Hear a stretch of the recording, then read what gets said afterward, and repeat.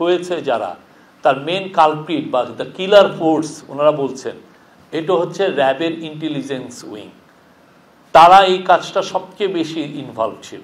তাদেরকে কিভাবে মারা হতো, অনেকগুলো 4-5টা কথা বলেছেন যে নৌকায় নিয়ে যাওয়া হচ্ছে, নৌকায় নিয়ে যেয়ে তাকে মেরে তার আবার পেট কেটে সেখানে সিমেন্ট ভরে তাকে ফেলে দেওয়া হচ্ছে। আজকে খুবই ইম্পর্টেন্ট একটা মিটিং ছিল। আজকে গুম সংক্রান্ত কমিশন তাদের second interim report chief advisor কাছে জমা দিয়েছেন। এটার উপর আমরা অলরেডি একটা প্রেস রিলিজ দিয়েছি, বাট এটার উপরে অনেক ডিটেল আলাপ হয়েছে। সেই সংক্রান্ত কি প্রফেসর ইউনুস পুরো ওদের যে সেকেন্ড ইন্টারিম রিপোর্টের যেটা ফাইন্ডিংস সেটার উপরে তারা আলোকপাত করেন। গুম সংক্রান্ত কমিশনের 4 জন মেম্বার ছিলেন, জাস্টিস মইনুল ইসলাম, নূর খান লিটন, সাজ্জাদ হোসেন এবং নাবিলা ইদ্রিস।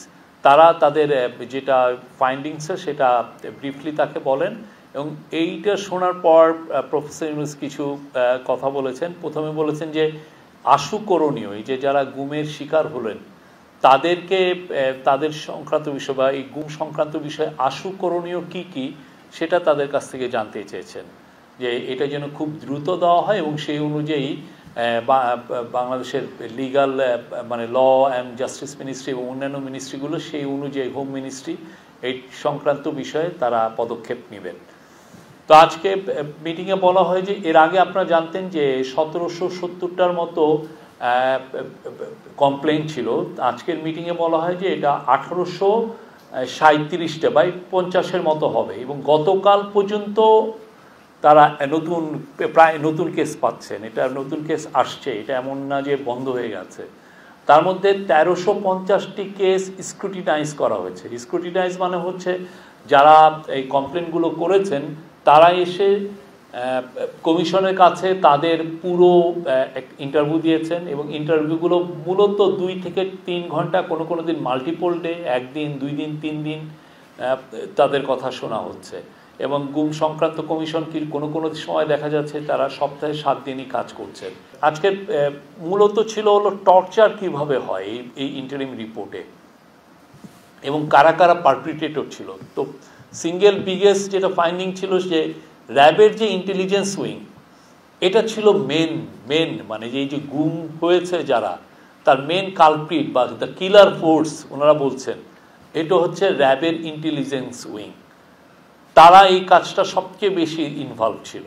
এই পুরো যে গুম সংক্রান্ত কমিশন যেটা তাদের ফাইন্ডিংসে বলেছে, তারা অনেকগুলো বলেছে যে কিভাবে যারা ভিকটিমদেরকে নেওয়া হতো তাদেরকে কিভাবে মারা হতো।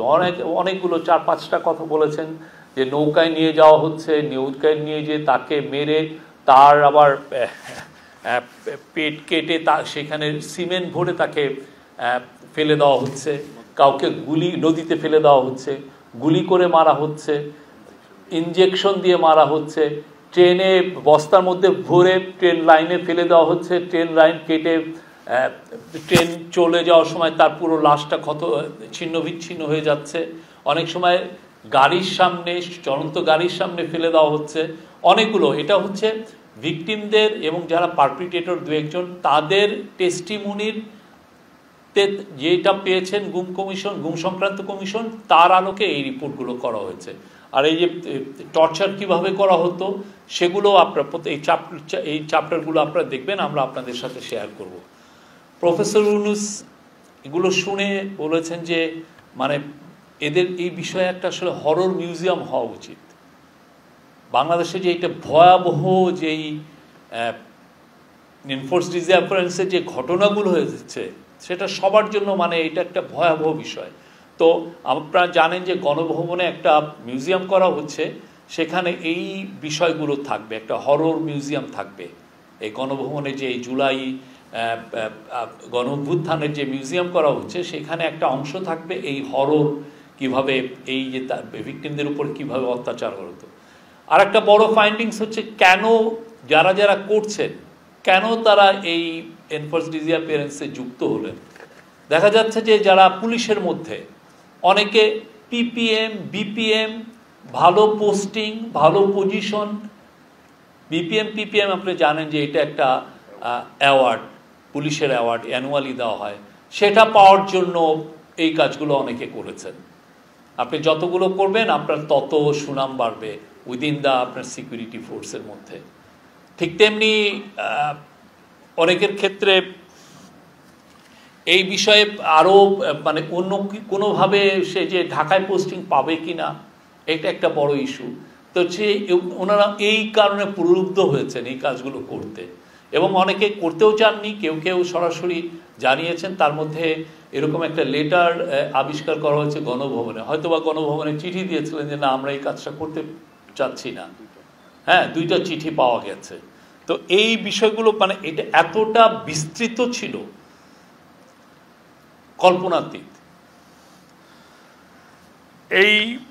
এইটা আমরা আজকে পুরো এই প্রেস রিলিজটা দিয়েছি। কালকের থেকে আপনাদেরকে আমরা 7টা চ্যাপ্টার আমরা জনসম্মুখে আমরা রিলিজ করতে পারবো, এবং প্রফেসর ইউনূস গুম সংক্রান্ত কমিশনকে বলেছেন তারা যেন তাদের একটা ওয়েবসাইট করে, সেই ওয়েবসাইটে যেগুলো পাবলিশেবল প্রত্যেকটা জিনিসই দেওয়া হবে। আপনারা এখন যখনই ওয়েবসাইটটা হয়ে যাবে আপনারা ভিজিট করতে পারবেন, দেখবেন কতটা ভয়ানক রকমের এটার বিস্তার পেয়েছিল।